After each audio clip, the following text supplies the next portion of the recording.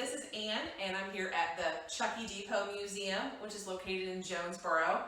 Now, we call it the Chuckey Depot Museum because this building was the railroad depot for the town of Chuckey from 1906 through the 1940s. And after that, it was a hardware store for a number of years. Now, it was taken apart and moved to Jonesborough to save it.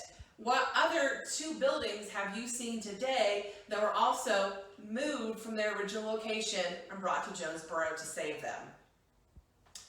Now, the room I'm standing in was the waiting room. When people would come to get on the train, this is where they would enter the depot.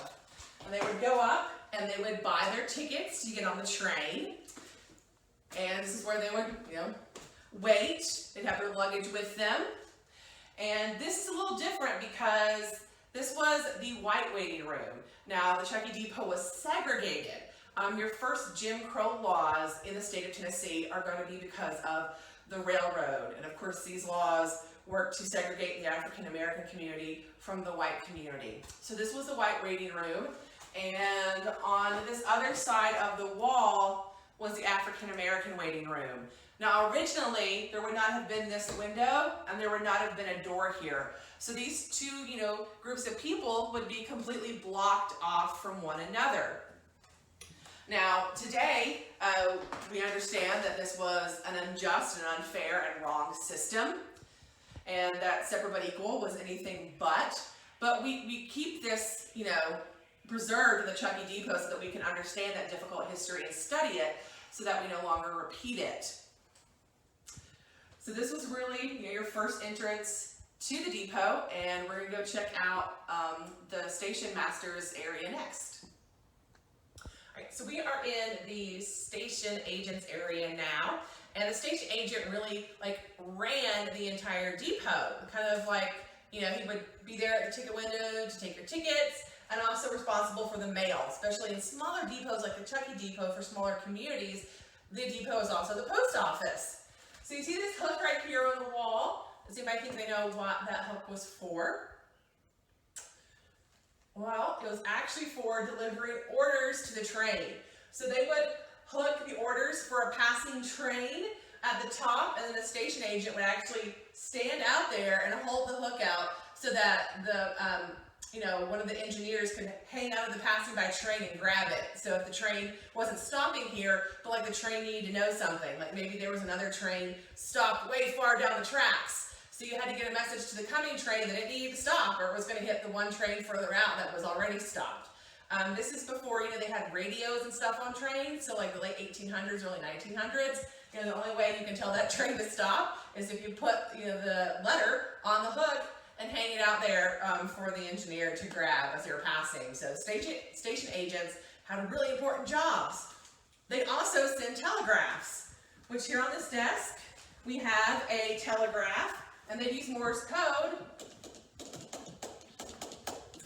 to send messages. Now, once you get telegraphs into trains, they're able to send messages to trains that way, but also people would come and send telegraphs to people they loved.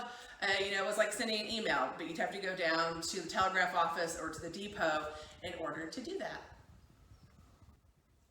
So we're in the warehouse of the Chuckey Depot now. So we started with the waiting room, we went to the station agent's place, and now we're in the warehouse. It's a pretty small depot, it's only 3 spaces.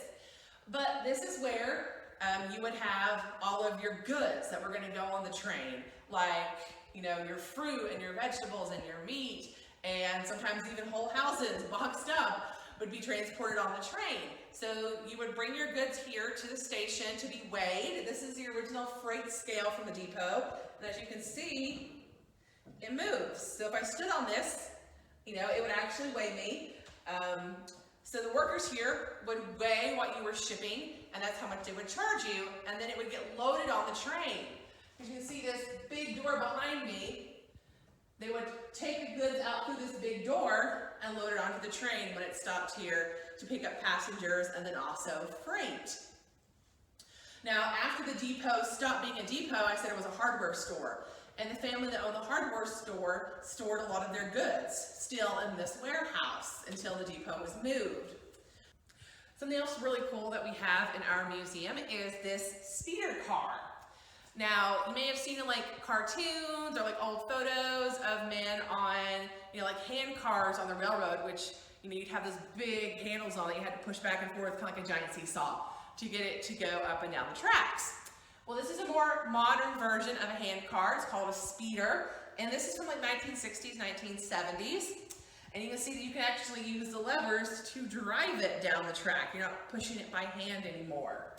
Now, there's even more modern versions of this. If you've ever looked out on the railroad today and seen what looks like a truck, like just a regular truck you drive down the street, but it's got iron wheels, it's a modern day version of a speeder because it's made to go up and down the railroad so that railroad workers can check the tracks, make sure everything's okay, and see if any repairs are needed. So one of our cool artifacts, and we hope that we'll be able to see you back in person at the Chuckey Depot Museum soon.